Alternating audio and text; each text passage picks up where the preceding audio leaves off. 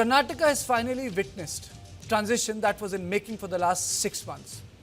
After prolonged suspense, intense negotiations, and Chief Minister insistence some time ago that he should complete or at least have the same record of that of the Devrajurs, he has decided to step down, paving the way for Deputy Chief Minister DK Shivakumar. Siddaramaiah, Karnataka's longest-serving Chief Minister, submitted his resignation to the Governor's office through Special Secretary Prabhu Shankar on Thursday. However, officials clarified that the Governor Thawarchand Gehlot, who is currently away from Bengaluru, will formally accept the resignations once he returns to the capital. Before the dramatic move, Siddaramaiah chaired a power breakfast meeting with his cabinet where he reportedly informed ministers of his decision. Soon after the breakfast meeting, the Karnataka Congress unit released photographs projecting unity between Siddaramaiah and DK Shivakumar, when the most striking visual showed CM hopeful DK Shivakumar touching Siddaramaiah's feet and seeking his blessings, an image clearly designed to signal a controlled and respectful transfer of power. The veteran leader was reportedly offered a large national role along with a possible Rajya Sabha berth, but he declined the proposal. Siddaramaiah made it clear that he intends to continue as an MLA and remain actively involved in Karnataka politics. High Command had offered me a Rajya Sabha seat. I have humbly declined the offer from the High Command. I am not interested in national politics. I want to continue in state politics as before. Party insiders suggest Siddaramaiah ultimately relented because the message came directly from Rahul Gandhi. And Karnataka may now represent something bigger inside the Congress party. From Karnataka to Tamil Nadu and Kerala, Rahul Gandhi appears to be moving quickly and taking tougher political calls than before. In Tamil Nadu, party swiftly altered alliance equations after the mandate and joined hands with TVK. And in Kerala, the Congress appeared to back VD Satheesan over the more organizationally influential KC Venugopal, a move many interpreted as aligning leadership choices with public sentiments rather than internal power equations. But history also shows that the power transition inside Congress are rarely as smooth as they appear on the surface. The Congress leadership has spent months trying to engineer a smooth transition, hoping to avoid the kind of bitter internal warfare that damaged the party in states like Punjab, Rajasthan, Madhya Pradesh, Chhattisgarh.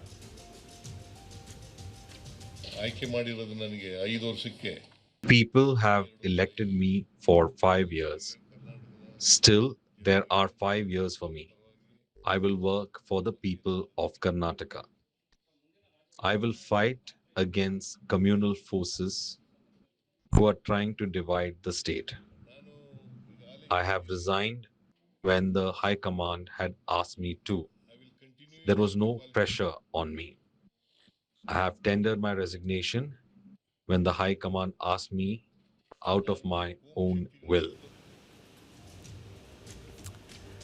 On the show, I am joined by Advocate Vasant, spokesperson Congress Party, Advocate Nikhil Jain, political analyst, Dr. Pula Rao, political analyst, and KV Prasad, senior journalist. Thank you all of you for joining me. Let me straight away go to Nikhil first. Nikhil, just to put it in perspective, how did Congress manage a smooth transition this time in Karnataka? Whereas after 2014, it could not do it in Punjab, it could not do it in Rajasthan, it could not do it in Chhattisgarh, it could not do it in Madhya Pradesh. What made this different? I mean, so this sort of a visual I did not really expect. I will get to see it in Karnataka. There has been so much animosity in every state where they wanted a transition. But how did this happen in Karnataka? No, Kartik, I've always been saying that so far as the Karnataka Congress unit is concerned, it is actually quite different from all the other states that you talk about. In the other states, we did have the tall leaders sparring against each other publicly, directly making comments and remarks that would be seen as, adversarial to each other. In this case, there were a lot of reports that these people internally have some sort of a fight, but there was nothing really that they said against each other publicly. Let's remember the 2023 elections. They went together with a common film, with a joint face. DK was prominent, Siddaramaiah was prominent. And even after that, every time DK Shivakumar or any Karnataka MLA would come to Delhi, people would assume that it is to exert pressure on the High Command, where in many cases it simply wasn't. It had to do with other, political work that the party does and the government does. That being said, let's also not forget the kind of people involved here. DK Shivakumar is somebody who's been a very, very loyal, long-term congressman. He's, gone up from the ranks from NSUI, IYC, finally reaching to where he is. That is not the case with somebody like, say, a Jyotiraditya Scindia. He was essentially looking for power. When the Congress had power, he stuck with the Congress. When the BJP had power, he went to the BJP. So you have to give DK the credit that even though his supporters may have felt that he may have gotten this chair later than it was due, he still stuck around. He did continue to function as a fabulous deputy chief minister, as a fabulous party president, and Siddaramaiah continued to do that as the chief minister. And I think it's a very wise move by the leadership because let's not forget that Siddaramaiah is turning about 79, and you can't go into the 2028 elections with an 81-year-old at the helm of affairs. You needed to effectuate a leadership change. You needed to go in with a chief minister who's not been in power just for months, like was the case with Mr. Channi.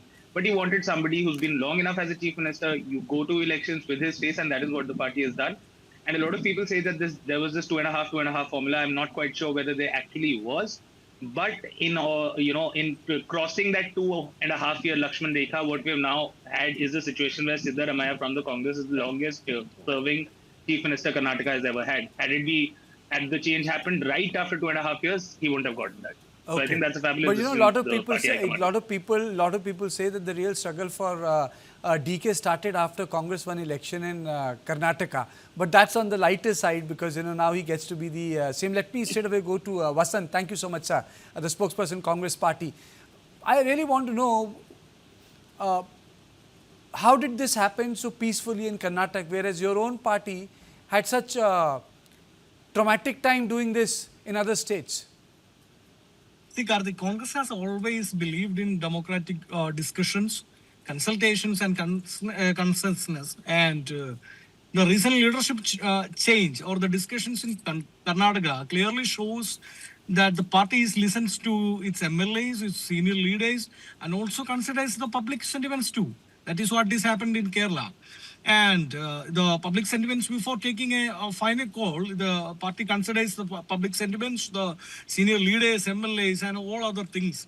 And Siddaramaiah and DK Shivakumar were chosen through discussions and the balance, not through a unilateral decision, which what happened in BJP. In BJP, the power moves in midnight without any discussions or any conversation with the regional leaders, with the state leaders. They are deciding it from the center. Okay. Amit Shah or Modi will decide. And that will be. But Vasant, a lot of people would say that when Congress was really big and powerful, Indira Gandhi would make similar decisions. Sushil Kumar Shinde was the PCC chief, but the chief minister, some other person was made chief minister. He went on to become the governor of Andhra Pradesh. So, this happens when the prime ministers are powerful. But let me just take other two gentlemen. First, Dr. Pullarao, and then I'll go to K.S. Prasad. Dr. Pullarao, just to broaden the discussion, 3 quick decisions have been taken by Rahul Gandhi.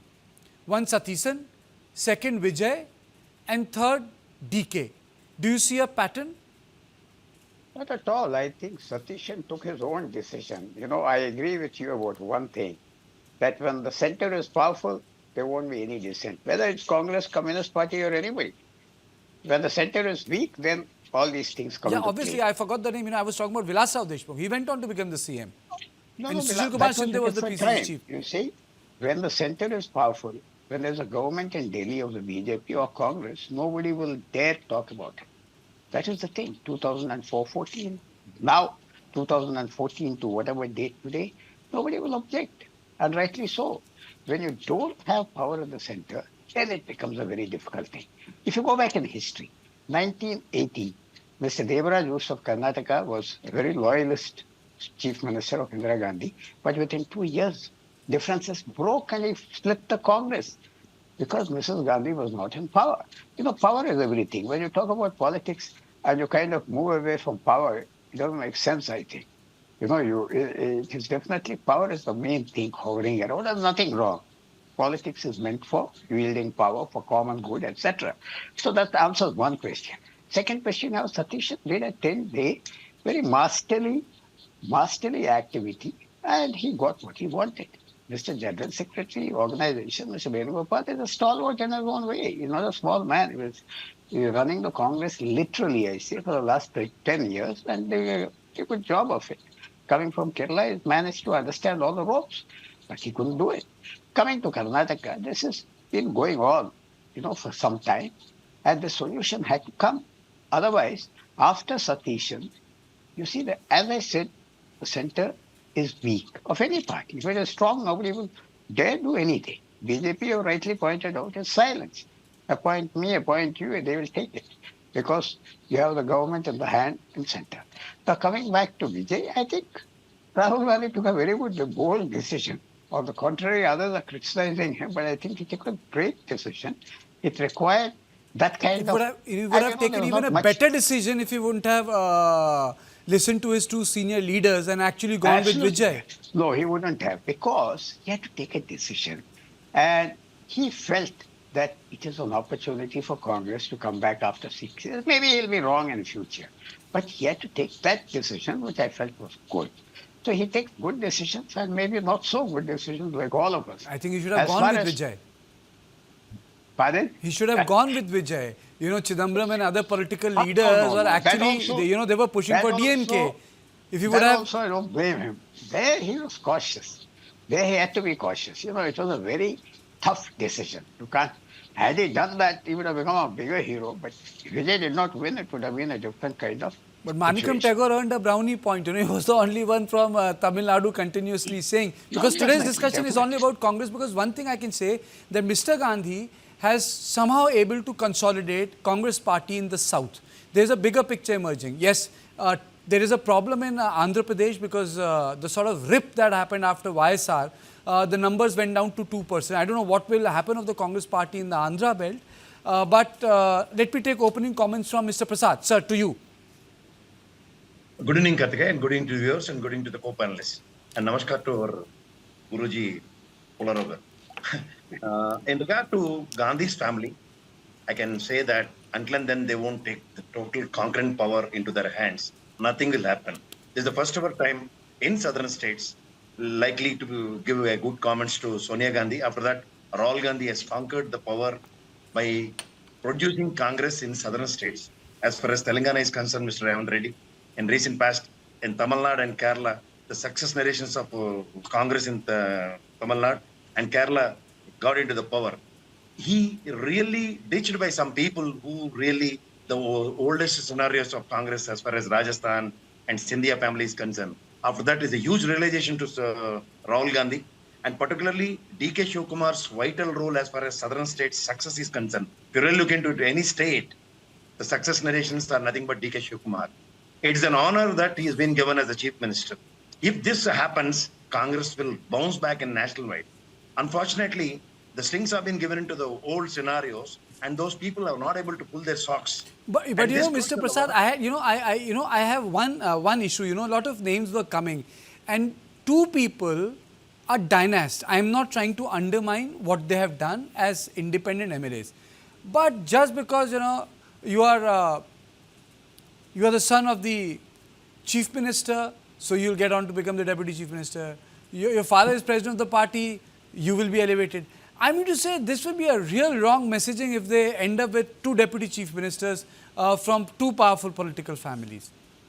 No, that scenario is absolutely not there in Congress in certain scenarios. If you really look at it, Andhra Pradesh. I'll count on you, sir, if it happens. I'll call you for my debate. I'll play this bite of yours. I'll give you an example. You told about Sindhi. I'm talking about D. Srinivas of Andhra Pradesh.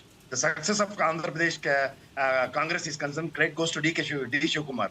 But he never been in the role of chief minister as far as Gandhi family is concerned. The time the two opportunities are given to before I throw open other things, let's go to Dr. Pularao, because this change is also historic in nature, sir, and you need to put light on this. Yedurappa being marginalized in BJP is almost retired, and Siddaramaiah retired as the CM. He says he wants to just stay put as an MLA. Do you think it's an end of an era of old type of socialist politics? Both of them were Congress outsiders.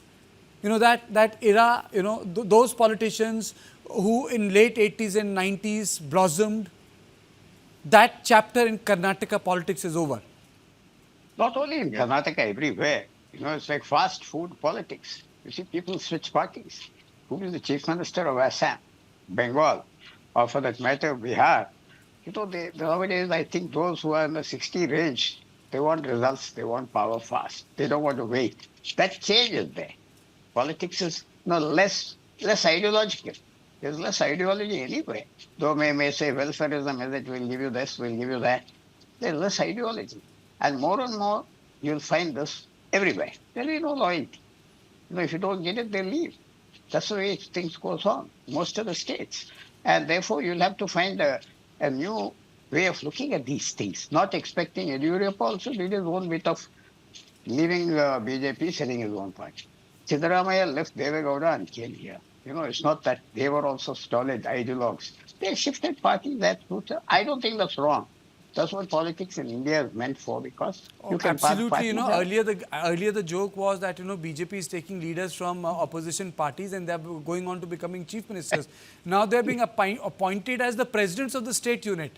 You see, so the co-option of the opposition leadership at various levels by BJP is, I would say, should lead to a good study. How many leaders have gone on to occupy important positions in the system?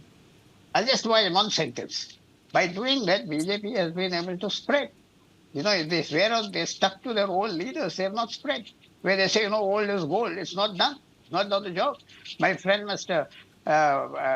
Speaking from Telangana and other places, he will tell you that they have Mr. Prasad will tell you, where they have not been able to attract new people, Andhra or Telangana. I don't think they've attracted people. They won't allow them to come in, Yeah, you're right. Nikhil, Congress has been able to secure what it had been talking about South. But a lot of critics say that beyond South, it has become very, very fragile. It has been able to control the bastion. And even in that one eastern strip, the Congress doesn't have. Look at Orissa, the vote percentage is in single digit. So the Congress essentially is also getting reduced to a party only in South. Karthik, no, I strongly disagree with that. So if you look at it in terms of where the Congress party has government, certainly it looks like the Congress party is primarily limited to the South. But if you actually look at the vote share, and I always say this about elections and the popularity of a party or a leader, that look at vote share. Just because a party has won in a state in terms of the government, you cannot discredit the other party. To give you an example, like in Assam, we feel that Himanta Biswa Sarma is, this larger-than-life figure. The Congress has completely been decimated. But the interesting fact is that in the 2024 Lok Sabha elections, the Congress party had a higher vote share than the BJP. Yes, of course, because the kind of gerrymandering that was done, the BJP has 9 Lok Sabha MPs, while the Congress party only has 3 Lok Sabha MPs. But in terms of the popular support among the people, the Congress party still stands strong in Assam. It still stands very strong in Haryana, in Rajasthan, in Madhya Pradesh. Punjab, it's very close to government. Himachal, it's already in government. Uttarakhand is also not a lost cause, as many might seem to think. So most of the states in the north, the Congress party has a vote share, is getting a vote share of over 30 percentage points. And we look at, and in many elections, you will notice a pattern that a party can go from a 30 to a 40 in a single election. You don't need 10 years, 15 years in order to have that transition when you talk about state elections. It's only in the states of UP and Bihar and West Bengal that the Congress party is very weak. But so far as the larger national dynamic of the NDA versus the India Alliance is concerned, there you have the strong SP and the RJD and the TMC. 80 plus 40 plus 48. That makes it 120 plus 48, 168 Lok Sabha seats. That is true, but let's not forget that in the UPA 1 government, you had Congress party, Prime Minister and the Congress party led government with 144 MPs. UPA 2 was 206 MPs. So we were in an era of coalition. You don't expect a single party to win a single majority. The last 12 years have sort of been a deviation from the era of coalition politics that we've been seeing in the past 30, 40 years. So I'm not saying that the Congress party is anywhere in the position to get a single majority of its own in the Lok Sabha. But so far as the India Alliance is concerned, so far as the leadership of the Congress party in the India Alliance is concerned, and the footprint and popularity of the Congress party across states in the north and the south is concerned, I think Congress is still at a very solid footing.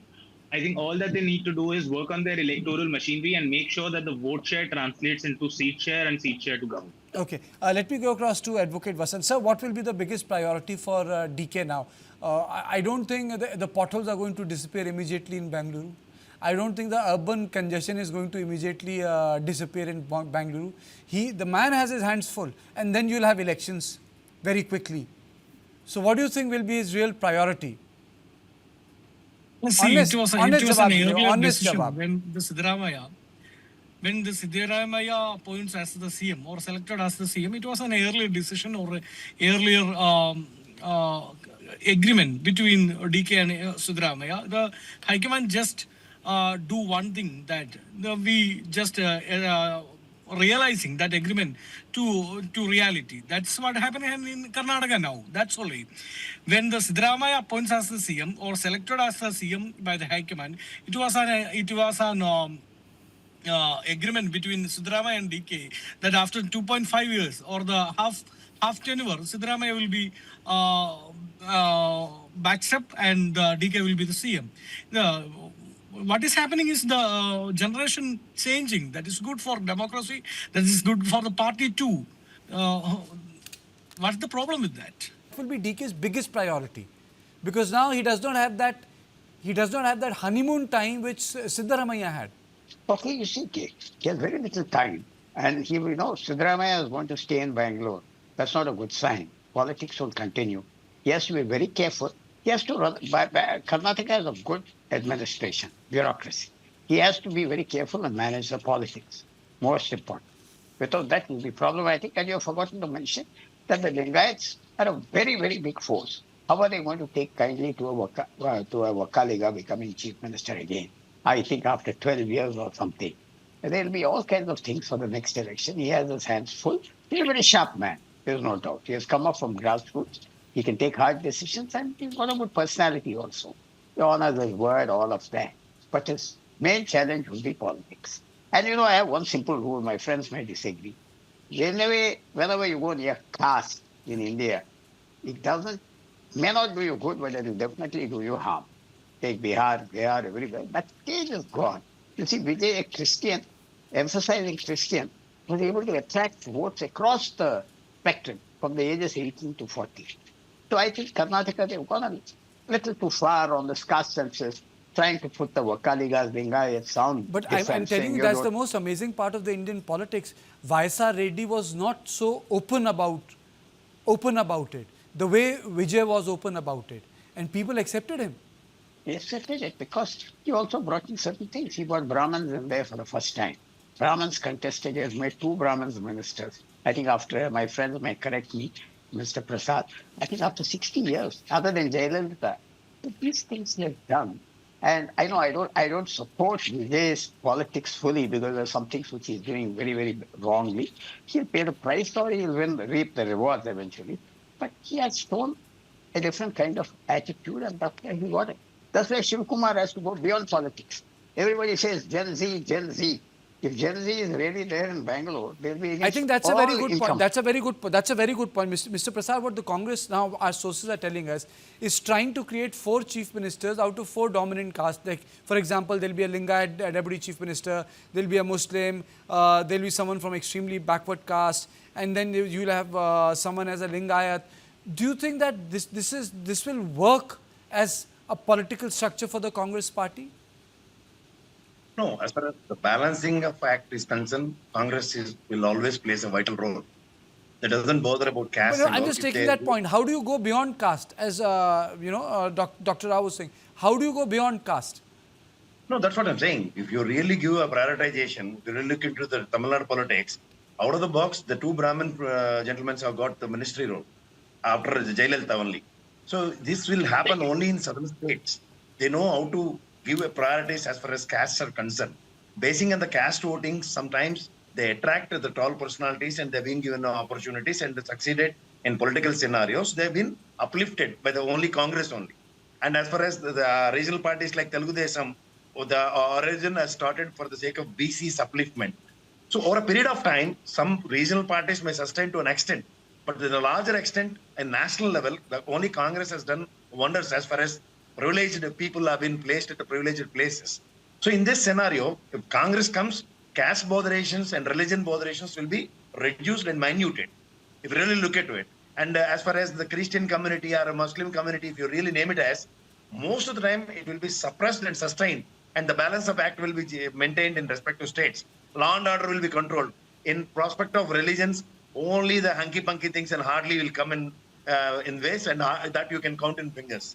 But on a priority front, Jai Shri Ram Ninadas, and only for the sake of Christians and Muslims, only Hindutva should be. These agendas will not be carried. Only the secularistic agenda will be formulated only in states, only by the Congress. Okay. Then Nikhil, the you know, people will Nikhil, I have live with the noticed peace of one thing. mind. A lot of spokespersons, there's a difference. The word secular is being spoken in a stronger way when I've done the debates in South. Even your party spokespersons don't take that position if they're coming from North Indian states. Is there a functional ideological division? So in I India, don't think we so. are I think it privileged. is also more of a function of what is the social context and what is the public discourse. So far as the northern states are concerned, much of the public discourse is dominated or seeded by what people see in the legacy Hindi media, or what we like to call the Godi media. And there in that discourse. Why do you say Hindi media? I mean to say, you can't say Hindi media. No, Hindi primarily. Hindi primarily. See, English media is consumed across north There and are a lot of south. people in Hindi media, Nikhil, who have a very contrarian viewpoint. No, I am not saying all of them. I'm saying the larger public discourse. okay. Look at the 8 top channels of Hindi national news right now and see how many of them speak in favor of the government and how many of them are actually doing true, fair, unbiased journalism. So far as the public discourse in the north is concerned, the word secularism has sort of been delegitimized. It has sort of, been given this color and tinge as if it means Muslim appeasement, as if it means being against Hindus. While in the south, they are still sticking to the original idea of secularism as our founding fathers and mothers envisioned, that a state that is not going to, discriminate against the majority religion or the minority religion, where we need to propound the idea of social harmony. Which is why I feel even if you look at the BJP, when they go around in southern states to campaign, I don't think they take the kind of pot shots against secularism that they do in the north, because they know that the public discourse in the south isn't anti the word secularism. However, in the north, it is anti the word secularism. There are different meanings to the same word, is what I personally think. Dr. Rao? One small thing to my friend Nikhil. You see, knowledgeable as he is, South has a different history from the North. No, Nikhil has to forgive me for saying this. South has a different history. Can I add one thing before you answer? Can I add Yeah. one thing? When we, is South as monolithic as we say South? It's like saying Europe. No, there is one common factor. Is North as monolithic as people from South says North? Because North is No. also very diverse. You see, the South has one piece of history. Madras presidency covered 60 to 65% of present South. Andhra, full Tamil Nadu, 60% of Kerala, 60% of Karnataka, they were ruled by the British from 200 years. They're different set of institutions, different set of, that's why there's a big minority Slav also in all these portions. Well, Hyderabad was ruled by the Nizam, which has more, believe me, though it's a Muslim-ruled state, it has more in common with Jaipur than with Chennai. Nikhil, look into it, because, it has more in common. They're princely states. This was British states. They have different things, people forget the South. This aspect of it. Now, Mysore was a princely state. Part of Kerala for some time was a princely state. But these politics are different. For 200 years, British directly ruled. There was education institutions. There were all kinds of practices. We can't go into it now. So that legacy has still determined how our politics are going on. Eventually, they'll change because everything gets caught up in the national mainstream. Okay, Doctor, let me come back to the real political question. Siddaramaiah's no to Rajya Sabha, Siddaramaiah's insistence that he's going to stay in the state, what does it mean for the political watchers? Shall I just add a sentence or others? No, you can use 3 sentences if you want. Okay. No, he's going to be, because I knew he would do that. I knew he will never go to Rajya Sabha. He's never been outside the assembly in his life. The assembly. He won't go to Rajya Sabha and just become a nobody. He'll be nobody in Delhi. Everybody knows once you come to Delhi, you're nobody. There he will be somebody. How he's going to act, whether he will, protect his faction, whether Shivakumar will handle him carefully, it depends on that. If they don't handle him carefully, he can go any way, any which way. So, but he won't go to Rajya Sabha. Can he be, okay, Mr. Prasad, to you, can he behave like Amrinder Singh? No, absolutely not. No, The commitment levels of Siddaramaiah and DK Shivakumar is altogether different. And as far as southern state politicians are concerned, there is a contenders of chief minister or ex-chief ministers, they will not rush to the Rajya Sabhas if they are in opposition. If their smart moves are always like power, power is the solution. If Central Congress leads, obviously these gentlemen would have moved to Rajya Sabha and we would have conquered a cabinet hold. If you really look into Shinde and other people, happen to be governors, happen to be the central ministers, this is the quite, once Shinde has come to Andhra Pradesh as a governor, he started his smart moves, obviously has become central minister. This is what the power of southern states, as Mr. Polaro said very clearly, the gentleman, we have been adopted the Dravidian culture. Later, we realized our culture, and once we formed as a state, we know how to give respect to the Dravidian culture and as far as our own state's culture. So in this scenario, we know how to give respect to the others. And for the sake of power, we are the warriors. For the separation of our own state, as far as Andhra Pradesh is concerned, Telangana is concerned, after the real battle only we conquered our states. So it means we know the part of India and we are being part of India and we know the value of India. So obviously, the secularism part is being morely adopted by the southern states. Any other people will dominate in those own scenarios, will not at all any effective management as far as people are concerned. If somebody pulls their socks towards their caste or religion, whatever you name it as, it won't affect as far as political scenarios are concerned. Okay, I'll take closing comment from Nikhil. Nikhil, Siddaramaiah staying put in assembly, Siddaramaiah not taking Raj Sabha offer. Is it going to be Karthik, tough just for one DK? thing you said, that could Siddaramaiah go the Amrinder Singh way? I don't think Siddaramaiah has a palace in Delhi that is in dispute, so I don't think there is any chance of that happening. And once you spend, once you spend your entire political life in the state, in state politics, I can completely understand that you would not want to make the frame to national politics. And as has been mentioned earlier on the program, that the kind of stature that Siddaramaiah has in the state, it is but natural that he cannot have it at the union level, which is why I think he's chosen to stay back in the state. And also his son is in politics, so perhaps there's some element of that as well. Okay. Okay, thank you all of you for joining me. And it's a big day. You know, Congress has been able to do a peaceful transfer of power in Karnataka, which it was unable to do at any state after 2014. And I think it's also, I would say, some sort of a chip on Rahul Gandhi's shoulder that he has been able to effect this peaceful transfer in both Karnataka and has been able to decide on the leadership without creating ill will in Kerala, which otherwise was only peppered over by 3 tweets which came out when they won Madhya Pradesh, Chhattisgarh and Rajasthan. But that's history. And tomorrow is DK Shivakumar for the Congress party, but one has to see how it's going to balance Siddaramaiah, who is not going to go to Delhi, but is going to stay put in Karnataka.